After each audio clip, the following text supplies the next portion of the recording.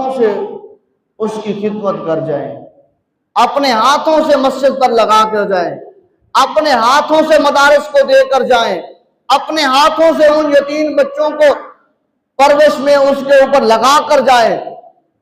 अगर चाहते हैं कामयाबी तो, अगर चाहते हैं सुरखरुई तो, अगर चाहते हैं कब्र के अजाब से बचना तो, अगर चाहते हैं अल्लाह तबारक व तआला की पाक बारगाह में क़यामत के दिन सुरखरू होना, तो अपने हाथों से अल्लाह की रहमत देकर जाओ। जितनी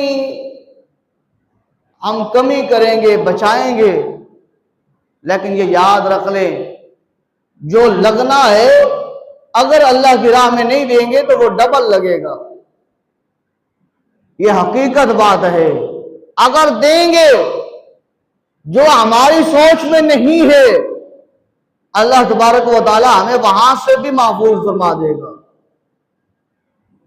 अगर अल्लाह की राह में अपने हाथों से देंगे।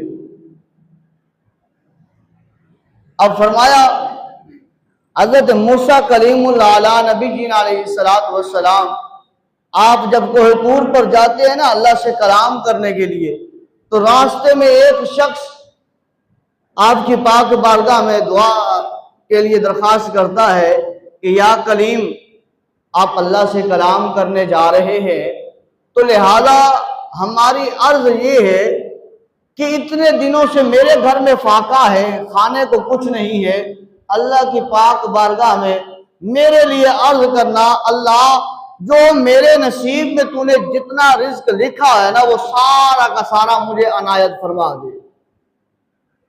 अब कलीमुल्लाह थे, आपने फरमाया ठीक है, लेकिन ये बात याद रख ले, जब अल्लाह तबारक व तआला की तरफ से जो तेरे नसीब में है सारा रिज्क तुझे एक वक्त में मिल गया, तो जैसे वो रिज्क खत्म हो जाएगा, तेरी जिंदगी की सांसें, इसकी दौड़ जो है वो खत्म हो जाएगी। उस बंदे ने कहा, ए कलीम, ये बात आपकी ठीक है, लेकिन अल्लाह की पाक बारगाह में अर्ज करना कि ए मालिक, वो बंदा बड़ा परेशान है, जो उसके नसीब में है वो उसे अनायत फरमा दे।